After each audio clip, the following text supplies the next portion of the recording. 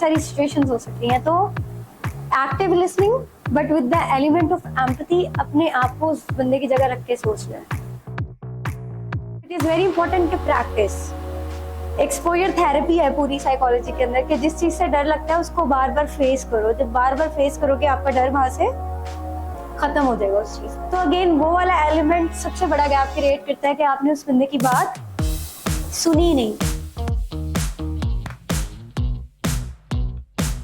मैंने अपने इमोशंस को कैसे मैनेज करना है और अगले के इमोशंस को कैसे मैनेज करना है। Context and environment is very important. जिस कॉन्टेक्स्ट में बात हो रही है, जिस माहौल में बात हो रही है, वो मैटर करता है। एक ही बात का डिफरेंट कॉन्टेक्स्ट में मतलब चेंज हो सकता है। अगर आप अंग्रेजी बोल रहे हो और सराइकी एक्सेंट में बोल रहे हो तो बी कॉन्फिडेंट उस चीज के ऊपर जो आप बोल रहे हो। अपनी जो बेस है उसको आपने नहीं छोड़ना है, बिकॉज उसके बाद आप क्या करना शुरू कर दोगे, प्रिटेंड करना शुरू कर दोगे, फेक आउट करना शुरू कर दोगे। तो it should be two way. अगले को स्पेस देनी है। स्पेस देने का अच्छा तरीका क्या है? Open ended question.